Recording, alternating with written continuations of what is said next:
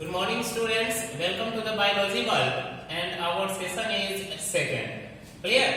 तो पिछले क्लास में हम लोगों ने क्रॉप सीजन रबी क्रॉप और खरीफ क्रॉप तक देखा था. क्लियर? अब उसके बाद है कि रबी क्रॉप और खरीफ क्रॉप तक देखने के बाद अब क्या होगा. तो अब हमारा है next topic that is agricultural practices. Agricultural practices, कृषि के क्षेत्र में प्रैक्टिसेस, यानी कि उसमें उसको करने में क्या क्या चीजों की जरूरत पड़ती है, उसी को हम लोग एग्रीकल्चरल प्रैक्टिसेस करते हैं. तो आपका यहाँ पर डिफिनेशन है the various task perform by the farmer. The various task perform by the farmer to raise the crops होगा. Clear? That is called agricultural practices. अब बच्चों जैसे आप पढ़ते हैं तो क्या क्या प्रैक्टिस करना पड़ता है आपको. जब आप पढ़ते हैं तो आपको क्या चाहिए? कॉपी चाहिए, बुक चाहिए, पेंसिल चाहिए, पेन चाहिए, रबर चाहिए, ये सब चाहिए ना. तब ना आप प्रैक्टिस करते हैं. क्या है पढ़ाई? क्या है पढ़ाई? भी एक प्रैक्टिस है. क्लियर? तो यहाँ भी फार्मर को बहुत सारे टूल्स की आवश्यकता होगी. क्या अकेले फार्मर खेती कर सकता है बिना हथियार के, बिना औजार के, बिना इंप्लीमेंट्स के? नहीं ना. क्या आप आकर या घर पर बैठकर सिर्फ चुपचाप पढ़ाई कर सकते हैं? नहीं ना. उसके लिए बुक चाहिए, पेन चाहिए, पेंसिल चाहिए, कॉपी चाहिए, ये सब चाहिए कि नहीं चाहिए आपको? घर में जब कोई काम होता है, मान लिए कि आप रेडी होते हैं कहीं जाने के लिए, तो क्या चाहिए? बाल संवारने के लिए कॉम्ब चाहिए, ऑयल चाहिए, शर्ट चाहिए, वगैरह वगैरह. तो इसी तरह से एग्रीकल्चर प्रैक्टिस के लिए भी बहुत सारे इंप्लीमेंट्स, बहुत सारे औजार की आवश्यकता होती है. क्लियर? तो एग्रीकल्चरल इंप्लीमेंट्स, उसको हम लोग एग्रीकल्चरल इंप्लीमेंट्स कहते हैं. तो एग्रीकल्चरल इंप्लीमेंट्स क्या होता है बच्चों? A farmer having need different types of tools. Farmer को डिफरेंट टाइप्स ऑफ टूल्स की आवश्यकता होती है. आप कभी कभी डॉक्टर के यहाँ जाते हैं तो क्या होता है? डॉक्टर स्टेथोस्कोप लगाए रहते हैं, कभी इंजेक्शन देते हैं, कभी दवा देते हैं, कभी ब्लड प्रेशर चेक करते हैं ना. तो ये सब उनके वेरियस इंप्लीमेंट्स हुए, वेरियस टूल्स हुए. क्लियर? जिसके सहायता से वह आपकी क्या करते हैं? चेकअप करते हैं. तो फार्मर भी क्या करते हैं? बहुत सारे टूल्स को अपनाकर एग्रीकल्चर की क्या करते हैं? प्रैक्टिस करते हैं. तो वह टूल्स है, प्लग है, वुडन प्लैंक है, वगैरह वगैरह. आगे हम लोग अभी पढ़ने जा रहे हैं. क्लियर? तो बच्चों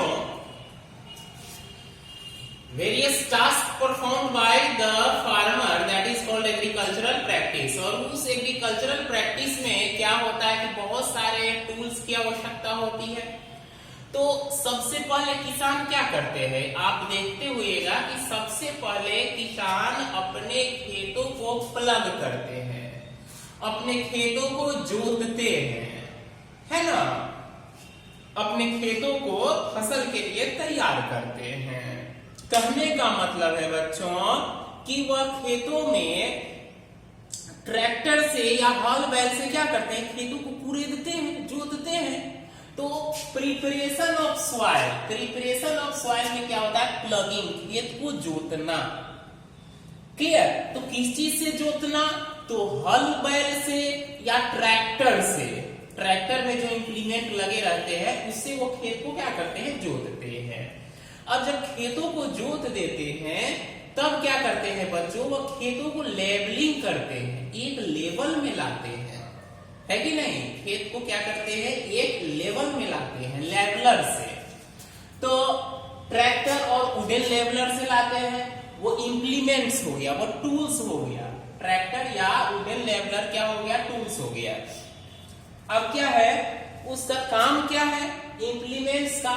तो खेत को स्पंजी बनाता है. खेत को क्या बनाता है? स्पंजी बनाता है. और खेतों को एयरी बनाता है। इट मींस दैट खेत में ज्यादा हवा जाती है। आप देखते होइएगा, आप ऐसे खेत में जाइए जो जोता हुआ नहीं है, जो प्लगिंग नहीं किया है, वो काफी हार्ड रहती है। आप लोग उस पर क्रिकेट भी खेलते हैं। लेकिन वही खेत अगर प्लग कर दिया जाए, वही खेत अगर जोत दिया जाए, तो क्या होगा बच्चों? स्पंजी हो जाती है। तो पैर जो है उसमें गरने लगती है ना, तो इसी को हम लोग प्लगिंग कहते हैं। दूसरा बच्चों, जब हमने खेत को जोत दिया, हमने खेत को लेवल कर दिया, किसान क्या करते हैं मेरे प्यारे बच्चों? अब किसान सोइंग करते हैं। सोइंग करने कहने का क्या मतलब है? बीज को बोना। क्या करना? बीज को खेतों में बोना। कैसा बीज? हेल्दी बीज। तो वो जब बीज को बोते हैं तो दो तरीके से बोते हैं सोइंग। Manually bye sprinkling. आप देखते हुए है कि वो टोकरी में बीज ले लेते हैं और खेतों में चलते रहते हैं और उसे छिड़कते रहते हैं, देखते हैं ना। और दूसरा है बाय ड्रिल। दूसरा है मशीन के द्वारा खेतों में बीज को डालना। क्लियर? तो इसका फंक्शन क्या हो जाएगा? Putting seed in the prepared soil. अब आप बंजर जमीन में तो सीड डाल नहीं सकते हैं। सीड डालेंगे कहाँ मेरे प्यारे बच्चों? तो सीड वहां डालेंगे जहां पर सॉइल क्या हो? प्रिपेयर्ड हो। क्या हो? प्रिपेयर्ड हो। बाय प्लगिंग के द्वारा क्या हो बच्चों? प्रिपेयर्ड हो। अब मैंने खेत जोत दिया, खेत को लेवल कर दिया, बीज बो दिया। अब बताइए बच्चों, बीज को न्यूट्रिशन चाहिए कि नहीं चाहिए? बीज को भोजन चाहिए कि नहीं चाहिए? बिल्कुल चाहिए। बीज को भोजन की आवश्यकता होती है, न्यूट्रिशन की आवश्यकता होती है, तब ना वो ग्रो करेगा। तो क्या करते हैं, उस खेतों में हम लोग मैन्योर या फर्टिलाइजर डालते हैं। मैन्योर क्या होता है बच्चों? मैन्योर काऊ डंग, गाय का गोबर, घास सड़ा हुआ, भूसा सड़ा हुआ। आप लोग देखते हुए खेत गांव में लोग गड्ढा खोद कर डाल देते हैं और जब वो सड़ जाती है तब उसी को उठाकर खेतों में डाल देते हैं, जिसको हम लोग मैन्योर कहते हैं। फर्टिलाइजर किसे कहते हैं बच्चों? तो फर्टिलाइजर केमिकल से बना हुआ होता है। क्लियर? खाद होता है जो कि इजी में मिल जाता है। आप लोग बोरे वगैरह में देखते हुए किसान लोग लाते होंगे खरीद कर और छींट देते होंगे। तो वो भी क्या किया जाता है? वो भी या तो हाथ से छींटा जाता है या स्प्रे के द्वारा छींटा जाता है। क्लियर? या तो हाथ के द्वारा छींटा जाता है या स्प्रे के द्वारा छींटा जाता है। अब इसका फंक्शन क्या हो जाएगा? तो प्लांट्स को क्या प्रोवाइड करना? न्यूट्रिएंट्स प्रोवाइड करना मेरे प्यारे बच्चों। क्या प्रोवाइड करना? न्यूट्रिएंट्स प्रोवाइड करना। चौथा है इरिगेशन। आपको तैयार कर दिया गया, आप ब्रश कर लिए, सब कुछ रेडी हो गए, नहा लिए, सब कुछ कर लीजिए, नाश्ता दे दिया, पानी नहीं दिया गया, क्या होगा? पानी से तड़पिएगा ना। तो प्लांट को भी हम सब कुछ दे दिए लेकिन पानी नहीं दिए तो प्लांट क्या होगा? सूख जाएगा कि नहीं सूखेगा? तो इरिगेशन मतलब होता है पानी प्रोवाइड करना खेतों में किसको? प्लांट को। किसान लोग को देखते होइएगा कि जब उनकी फसल थोड़ा बड़ी हो जाती है तो वो क्या करते हैं? पानी जो है पौधों को देते हैं। किसके द्वारा? या तो ट्यूबवेल के द्वारा या बोरिंग के द्वारा या कैनल के द्वारा, नहर के द्वारा जो पानी आती है उसको खेतों में सप्लाई करते हैं। और यह पानी किसको सप्लाई होती है? प्लांट को, जिससे प्लांट क्या होता है? ग्रो कर जाती है। अब बच्चों हमारा दूसरा टास्क है वीडिंग। तो हमने प्लग कर दिया, सॉइल सीड डाल दिया, मैन्योर डाल दिया, इरिगेट कर दिया, लेकिन प्लांट ग्रो कर दिया। प्लांट हमारा क्या किया? ग्रो कर गया। लेकिन प्लांट ग्रो करने के साथ साथ आप देखते हुए कि अनवांटेड प्लांट भी मेन प्लांट के साथ क्या करते हैं? ग्रो कर जाते हैं। घास, फूस, ये सब क्या होते हैं? ग्रो कर जाते हैं। तो जो हम न्यूट्रिशन उस प्लांट को दे रहे हैं वो घास भी ले रहा है, वो तो घास भी ले रहा है ना, तो प्लांट हमारा क्या हो जाएगा, कमजोर हो जाएगा, मेन प्लांट जो है कमजोर हो जाएगा। अब आपकी मम्मी 4 रोटी टिफिन में ला कर दे रही है और आपका 2 रोटी फ्रेंड शेयर कर ले रहा है, तो क्या हो जाएगा, आपकी पेट भर पाएगी नहीं ना, तो वो आपका जो फ्रेंड है वो अनवांटेड है। तो वैसे ही वो ग्रास क्या करेगा, वीडिंग, तो वीडिंग को हम लोग क्या करते हैं, वीड को हम लोग खुरपी से या केमिकल छिड़क कर उसको हटा देते हैं और उसको हम लोग रिमूवल ऑफ वीड्स कहते हैं। दूसरा है क्रॉप प्रोटेक्शन।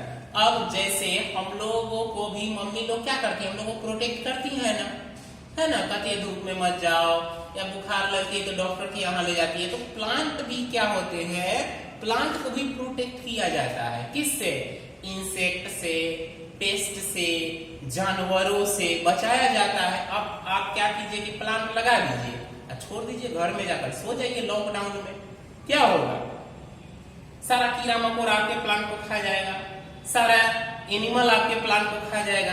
क्लियर। तो कहने का मतलब है कि उसको भी हम लोग क्या करते हैं, प्रोटेक्ट करते हैं। तो केमिकल स्प्रेयर से क्या करते हैं, स्प्रे करके बीमारियों से हम लोग प्लांट को क्या करते हैं, बचाते हैं। दूसरा है हार्वेस्टिंग। हमने सारा काम कर लिया, अब प्लांट जो है वो तैयार हो गया, खेत में पक गया। अब उसको क्या करते हैं, हम लोग खेतों में काटते हैं ना, प्लांट को काटते हैं ना बच्चों। तो हार्वेस्टिंग कहने का मतलब है हम लोग प्लांट को काटते हैं। आज से 1 महीना पहले गेहूं कट रही होगी, है ना, क्या कट रही थी, गेहूं। तो हसुआ से कटती है, तो सिकिल मतलब हसुआ, तो हम लोग वही हसुआ से क्या करते हैं, फसल को काटते हैं। कब, जब हमारा फसल पक जाता है तब थ्रेसिंग, है ना।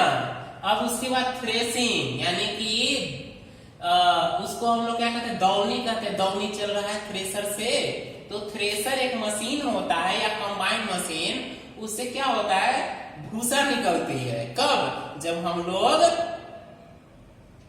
फसल को उस मशीन में डालते हैं तब। और वो क्या करता है, अनाज को अलग करता है क्रॉप से। क्लियर। दूसरा है विनोइंग। क्या है बच्चों, विनोइंग। तो अब हम लोग थ्रेसिंग कर लिए, अब क्या है, अब विनोइंग। आप लोग देखते हुएगा कि बहुत सारा अनाज जो है वो भूसा में रहता है, तो लोग उसको क्या करते हैं, हवा में जाकर और धीरे धीरे उस भूसे वाले अनाज को गिराते हैं, तो हवा के झोंकों से भूसा क्या होता है, उड़ जाता है। हवा के झोंकों से भूसा क्या हो जाता है, उड़ जाता है, और अनाज जो भारी रहता है वो नीचे गिर जाता है। तो अनाज सेपरेट हो गया कि नहीं, अनाज का भूसा उड़ गया हवा के झोंकों से, और अनाज क्या हो गया, सेपरेट हो गया। उसी को हम लोग विनोइंग कहते हैं। विनोवर से होता है तो removal of hay and chaff. Clear. अब हमने सारा अनाज अलग कर लिया, अब अनाज को स्टोर करना है। अनाज तो हम लोग ले आए वहां से, अब क्या करेंगे, अनाज को स्टोर करना है। तो किसान लोग क्या करते हैं बच्चों, जब अनाज अलग हो जाती है तब क्या करते हैं, अनाज को सुखाते हैं, क्योंकि उसमें मॉइस्चर न रहे। अगर मॉइस्चर रहेगा तो बहुत सारे माइक्रो ऑर्गेनिज्म उस पर अटैक करेंगे। सुखाते हैं और उसमें अच्छे से बोरे में पैक करते हैं और अच्छे जगह पर रखते हैं ताकि वहां चूहा न काटे, है ना, वहां पर चूहा न जाए, क्योंकि चूहा काट देगा, पूरा खा जाएगा तो अनाज बर्बाद हो जाएगा। तो अच्छे जगह पर स्टोर करते हैं गर्मी पैक में। क्लियर। तो स्टोरेज में जब वो क्या करते हैं कि जब स्टोर करते हैं तो बहुत सारे किसान लोग क्या करते हैं, कुछ केमिकल रखते हैं, कुछ दवा की गोलियां रखते हैं अनाज में, ताकि उसमें कीड़े मकोड़े न लगे। आप लोग बहुत देखते हुएगा कि गेहूं में भी घुन लग जाती है या बहुत सारे कीड़े लग जाते हैं, तो उसे प्रोटेक्ट करने के लिए कुछ लोग नीम के पत्ते डालते हैं बोरे में, कुछ लोग दवा डालते हैं और अच्छे जगह पर स्टोर रखते हैं ताकि वहां पर हमारा अनाज खराब न हो। क्लियर। और चूहे वगैरह से भी प्रोटेक्ट करते हैं। क्लियर। आई होप समझ में आई होगी। तो बच्चों आज के लिए हमारा टॉपिक इतना ही था। क्लियर? आई होप आपको समझ में आई होगी। नेक्स्ट क्लास में फिर दूसरा टॉपिक देखेंगे, तब तक के लिए थैंक यू।